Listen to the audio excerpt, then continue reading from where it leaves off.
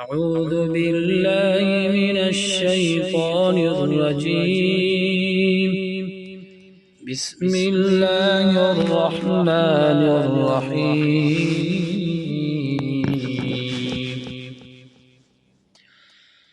يا أيها المزمل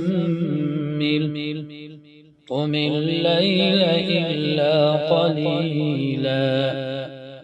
نصفه أو انقص منه قليلا أو زد عليه ورتل القرآن ترتيلا إنا سنلقي عليك قولا ثقيلا إن ناشئة الليل هي أشد وطئا وأقوم قيلا إن لك في النهار سبحا طويلا واذكر اسم ربك وتبتل إليه تبتيلا رب المشرق والمغرب لا إله إلا هو فاتخذه وكيلا واصبر على ما يقولون واهجرهم هجرا جميلا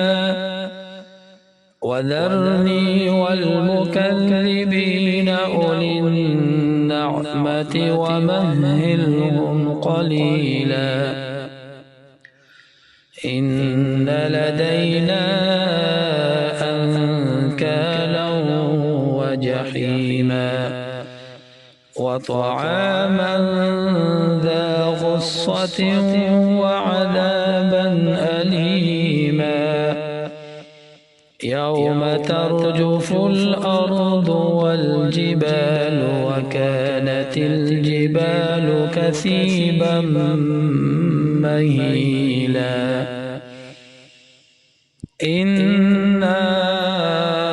أرسلنا إليكم رسولا شاهدا عليكم كما أرسلنا إلى فرعون رسولا فعصى فرعون الرسول فأخذناه أخذا وبيلا فكيف تتقون إن كفرتم يوما يجعل الولدان شيبا السماء منفطر به كان وعده مفعولا إن هذه تذكرة فمن شاء اتخذ إلى ربه سبيلا إن ربك يعلم أنك تقوم أدنى من ثلثي الليل ونصفه وثلثه وطائفة من الذين معك والله يقدر الليل والنهار علم أن لن تحصوه فتاب عليكم فاقرؤوا ما تيسر من القرآن علم أن سيكون منكم مرضى وآخرون يضربون في الأرض يبتغون من فضل الله وآخرون يقاتلون في سبيل الله فاقرؤوا ما تيسر تيسر منه وأقيموا الصلاة وآتوا الزكاة وأقرضوا الله قرضا حسنا وما تقدموا لأنفسكم من خير تجدوه عند الله وما تقدموا لأنفسكم من خير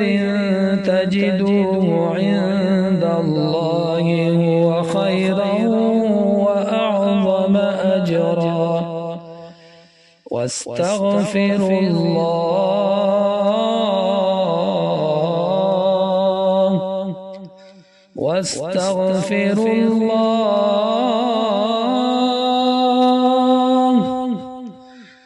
واستغفروا الله إن الله غفور